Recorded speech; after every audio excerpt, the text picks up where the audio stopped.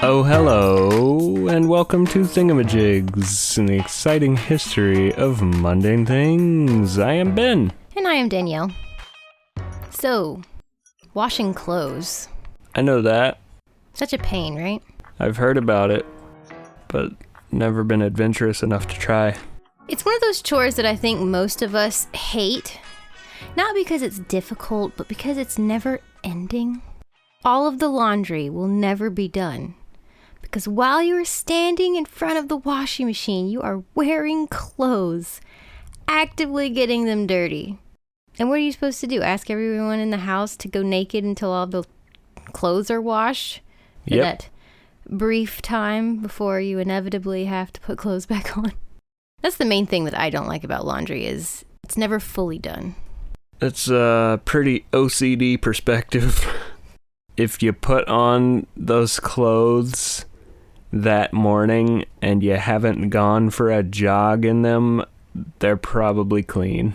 I know, but because you have them on, you're steadily getting them dirty. Dirty with what? Dirty how? Ben, your body produces oils and filth. Produces oils, sure. I'm just saying that whenever you have clothes on, from the second they come out of the closet or out of the drawer and they hit your body, the time is ticking on when those clothes are going to be dirty again.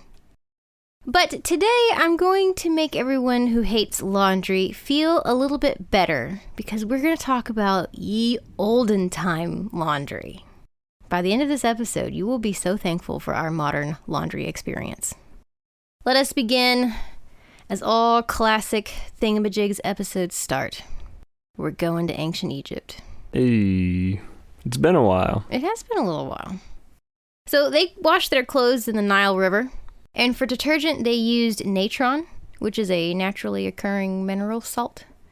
It's its own element. Never heard of it before in my life. Got to peruse that table of elements a little closer. For all of the things that I know, I did not know that.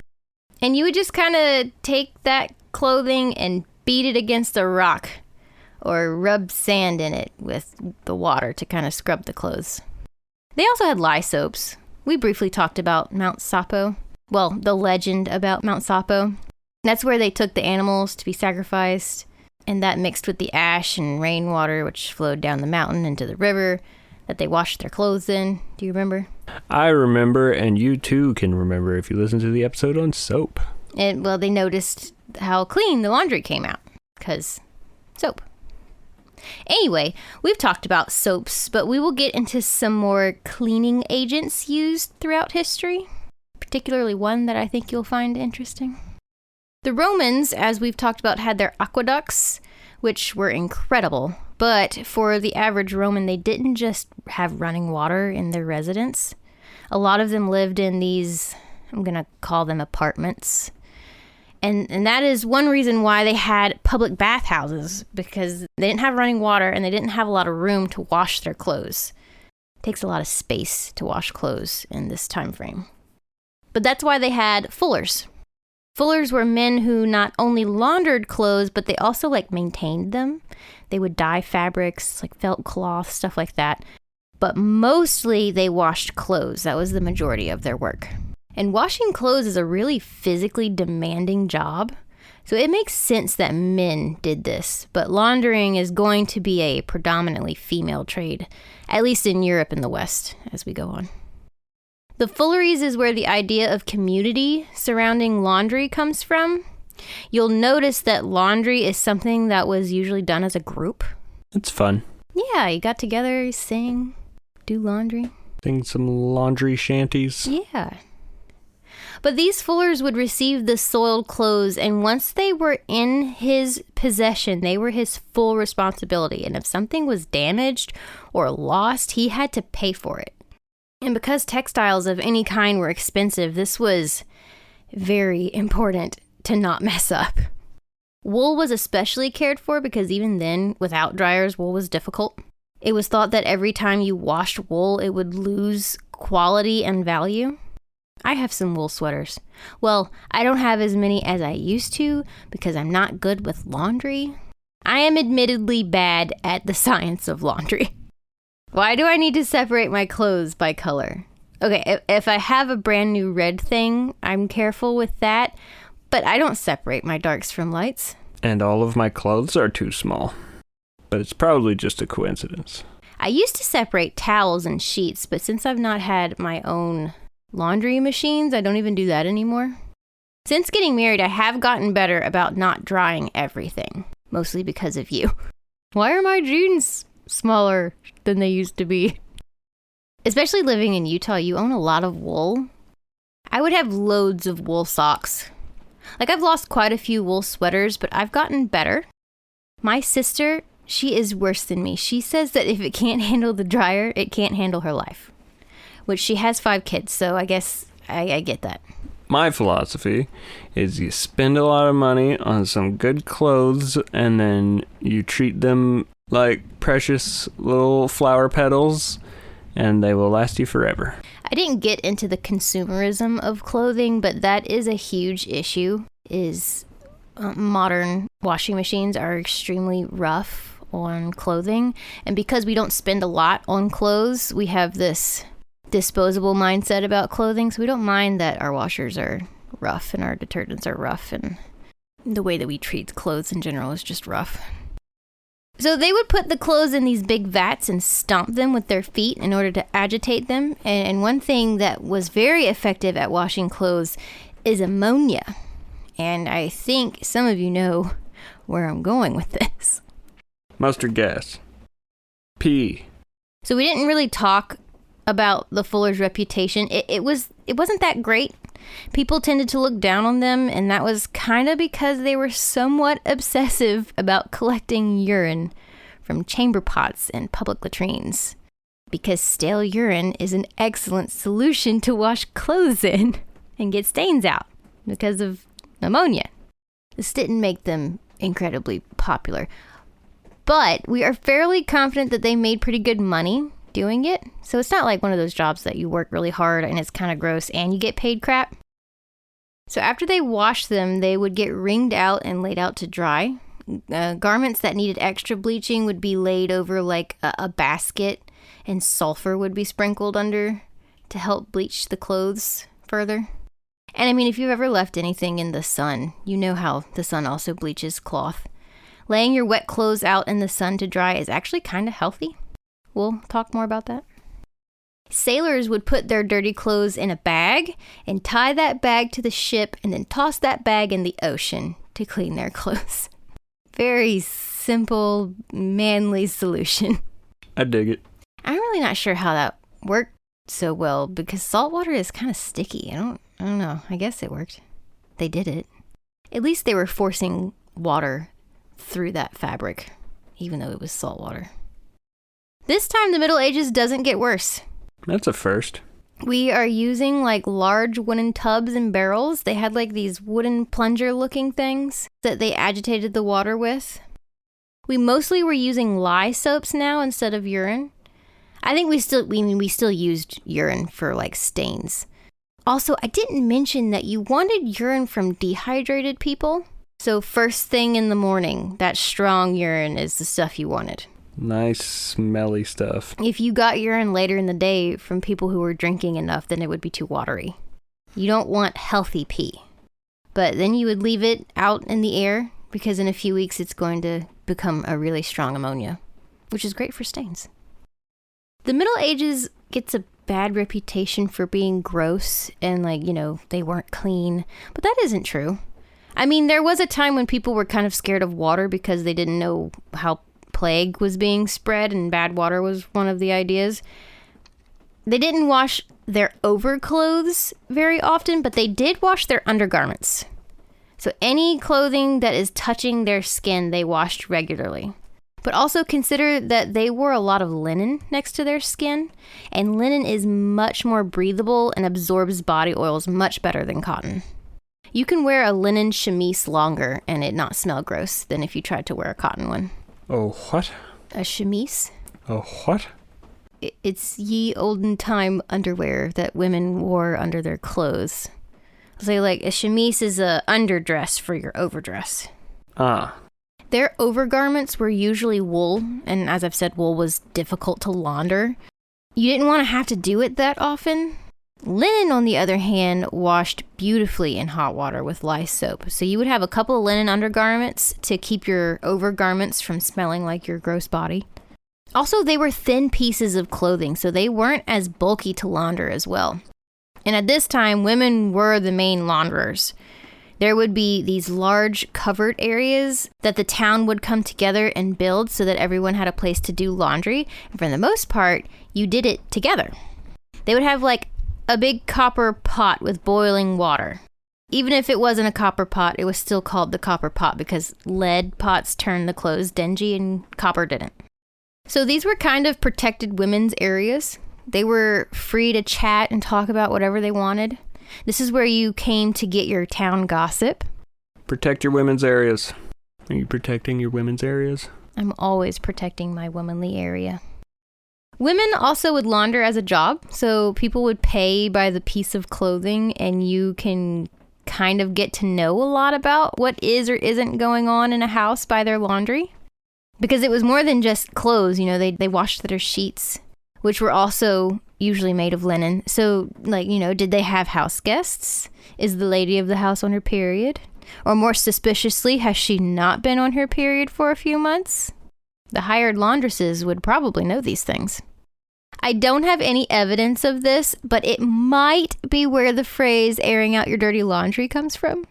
We can pretend. Sounds good.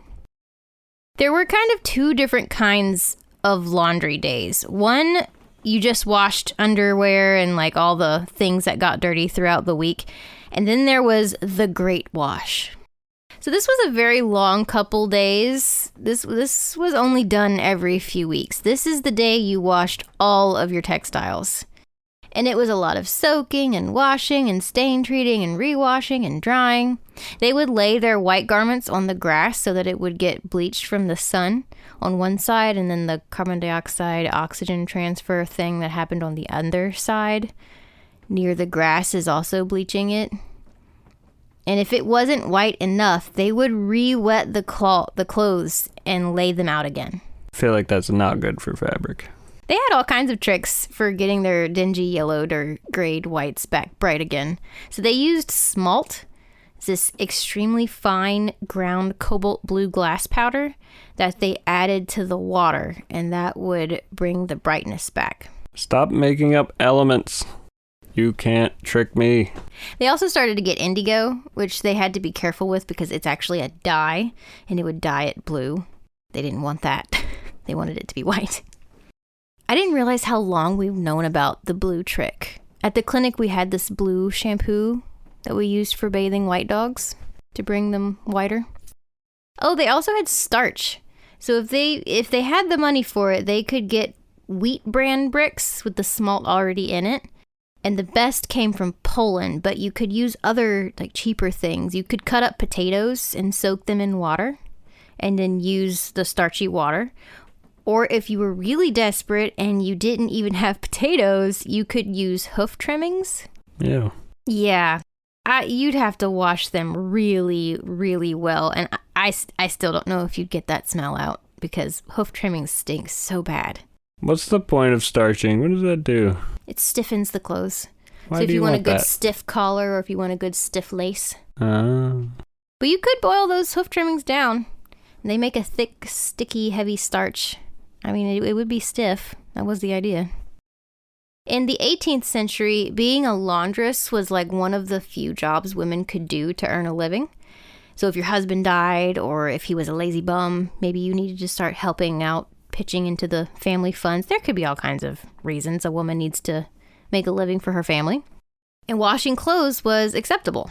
There was a catch, though. Women who washed clothes were known as rough. They were not gentle women. One, it took a lot of work to wash clothes. This job is one that is going to tear your body up. Your shoulders, your elbows, your wrists, everything in your upper body that is involved in agitating that water. It's like lifting those heavy pots, wringing out clothes. They would knead the clothes on a beetling board, or they would use a big wooden paddle to beat those clothes to force the water through the fabric. I feel like I watched a documentary one time where this lady tried to do laundry the ancient way, and like, I think they only lasted like 2 minutes. It was extremely grueling work. So every time that soapy water was pushed through the fabric, it would lift the dirt and wash it away. They did have to be careful because sometimes there would be buttons and stuff that you didn't want to break, but these were not faint little women. These were serious, could probably beat you up with their paddle women. And they worked hard. And they were kind of known for being loud, like drunken, brawdy, kind of difficult to work with. But they were also women who didn't really have other choices. This wasn't something that you grew up as a little girl and said, one day I'm going to be a washerwoman. I mean, it was a blessing in some ways because what else were these women going to do? We've talked about how they could own taverns. They could serve beer. I mean, that was eventually taken from them. So my point is, yes, they were rough, but they also had rough lives. It was common for them to get up early and go to work and leave their kids home alone, even like toddlers, and they wouldn't get home till late. I assume that if they left toddlers, they also had like at least a 6-year-old or something home with them too. I think it was common to have multiple children.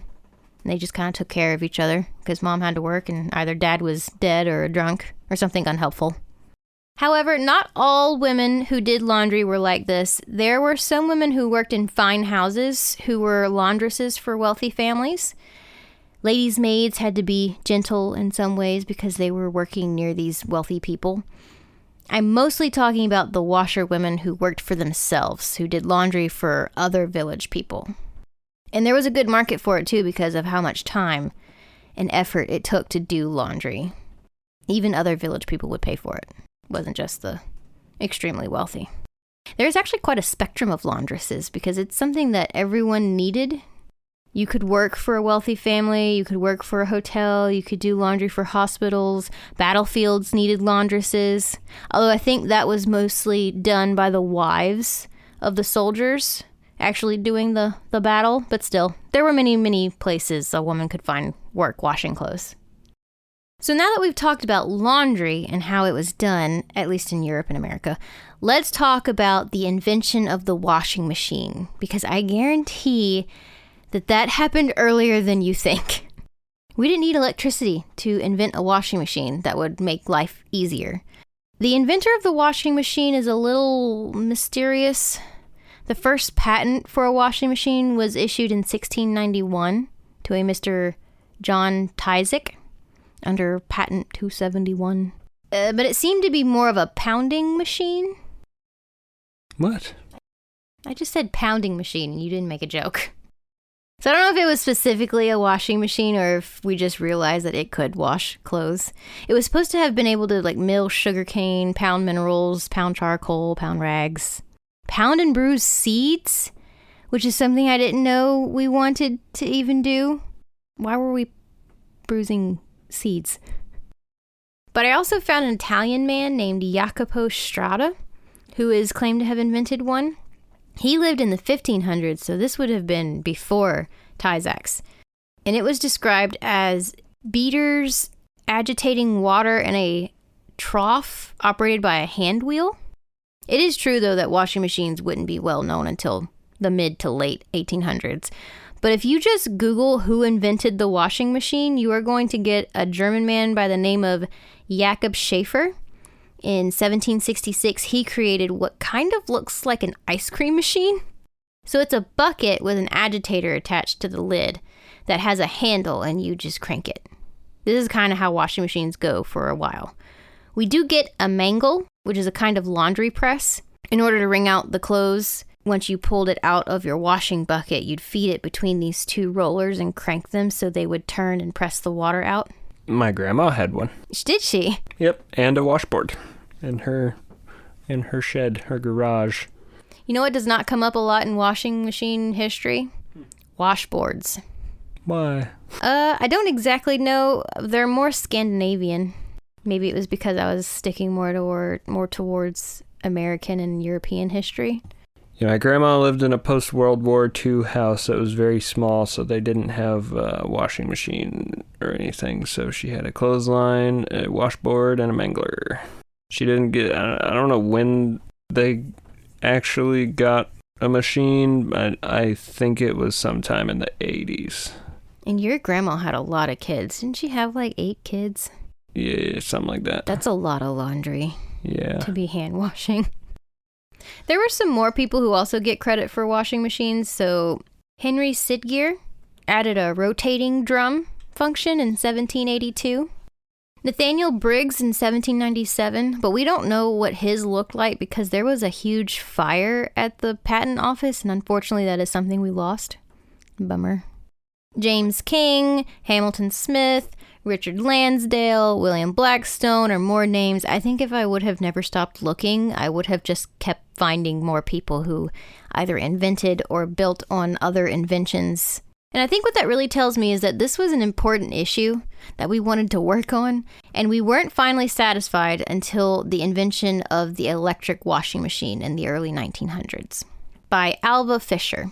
And it was sold under the name Thor. It had an electric-powered drum or tub, and that greatly reduced the amount of effort that went into washing clothes, but it also cost $149.25. And that is from a 1929 ad, so that was for the full setup. The ad clarified, attachment speed iron as shown to fit any Thor washer, $49.50. Agitator washer, $99.75. Dang, dog. So that comes out to be $2,736 of today money. And I didn't look that hard, but you wouldn't even spend that much on a washer-dryer combo today. Most of them were like just over $2,000. Which brings us to Lou Upton. He just had a pretty bad setback where he lost his life savings, but he had a patent for a washing machine, and so he picked himself up, and in 1911 opens the Upton Machine Company, where he got some help from his uncle to electrify his washing machine. He convinces another company to buy 100 of his washers, but when they were delivered, they had faulty parts. And you know Lou was crapping his pants after he lost his life savings. But it was okay. Upton Machine Company replaced the parts at no cost, so his reputation is probably still okay. And he is selling them at $85, which is less than the competition, but it's still a pretty good penny. And then he manages to strike a deal with Sears in 1916. And of course, they have a hard time during the World Wars, but they make it, and that company ends up being Whirlpool. I know them. They're probably the biggest name in washing machines other than like maybe Maytag.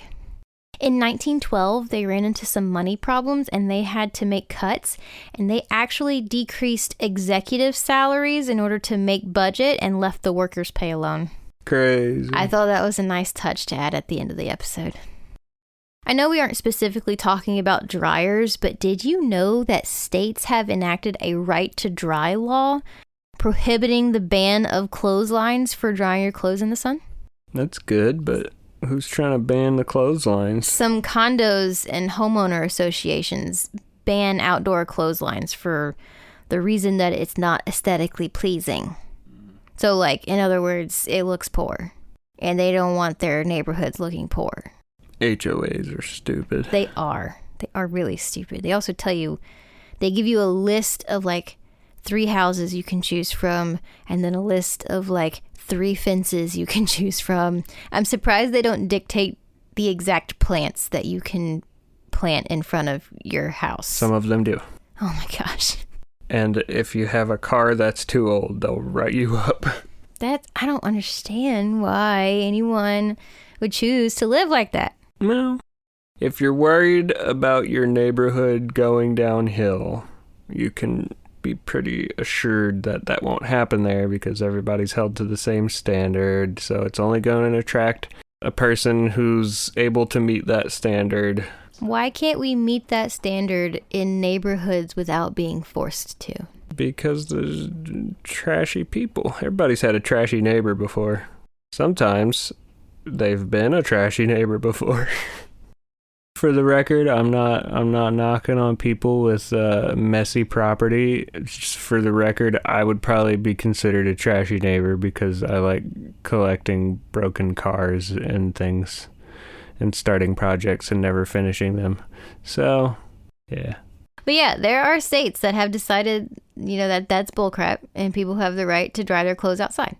So if you live in Arizona, California, Colorado, Florida, Hawaii, Illinois, Indiana, Louisiana, Maine, Maryland, Massachusetts, Nevada, New Mexico, North Carolina, Oregon, Texas, Utah, Vermont, Virginia, and Wisconsin, congratulations.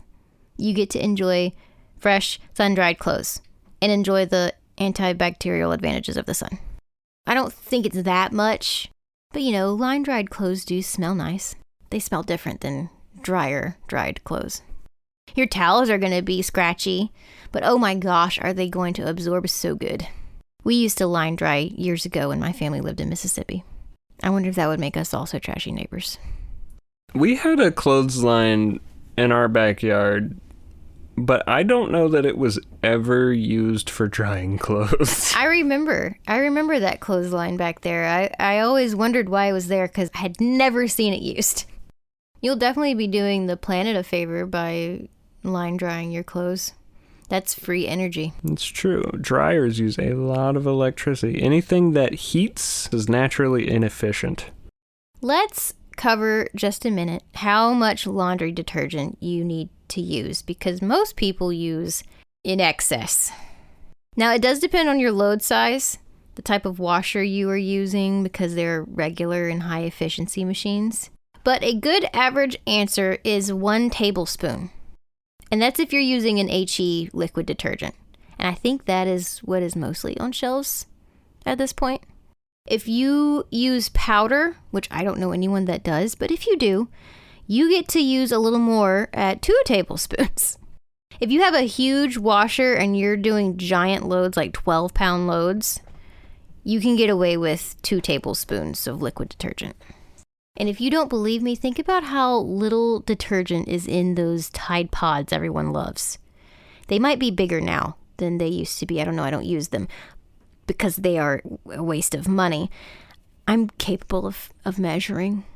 But I'm just saying, if you are a heavy pourer, then you'll probably find that pods have less in them than you're adding.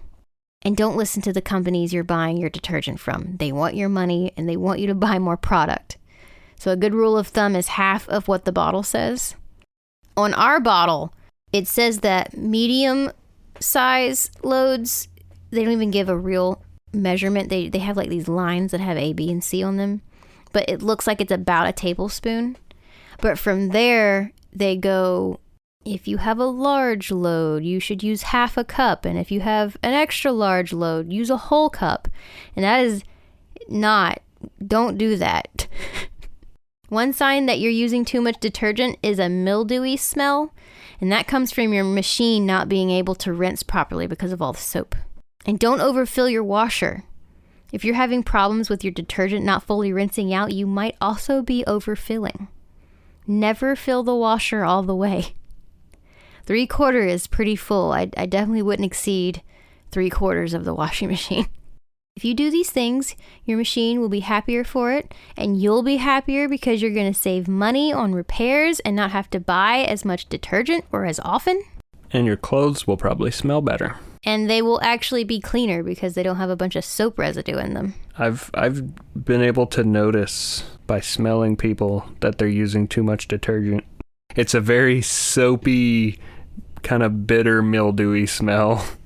I was going to say, it's funny the comparison that you see. Like, have we ever talked about breastfeeding and how it went out of favor in the 80s because it looked poor?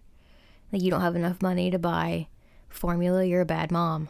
And then recently, breastfeeding has made a huge comeback because of this, like, natural wave that we're in. I wonder if clothesline drying is going to come back with a big natural wave as well. I think it had a little bump already, but also I feel like people are starting to care less again. They're like, yeah, we don't care about the environment anymore. Anyway, that's all we got. This has been Thingamajigs and another exciting history of a mundane thing. And I want to hear from you. When do you wash your clothes? Because I'm pretty sure you can wear like the same clothes at least a few times without washing them in most situations. We do. We are a family of just 2 people, and we only do like 4 loads of laundry a month. We usually do it once a week. But I know that a lot of people are like, wear it once and it's done. How often do you wash your clothes? Do you wash denim?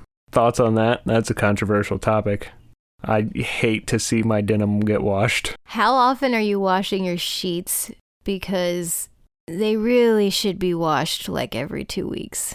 Yeah, I don't know about that one. They really should be washed every 2 weeks. Definitely let us know what you think of that, because I don't know. Especially in the summer, like we get sweatier in the summer when we're sleeping. You might could get away a little bit longer if you're not hot. Yeah, if you're in a cool, dry place, probably. Anyway, let us know in the comments under the YouTube video or in the Q&A section on Spotify, or send us an email. If you like the show, tell a friend. That'd be very helpful. Leave a rating if you like. At any rate, don't forget to grab a goose and hang it up to dry. Aren't you so thankful for laundry now? Eh. I know it wasn't the most glamorous topic, but you should feel better by the end. Thanks for listening. Nah.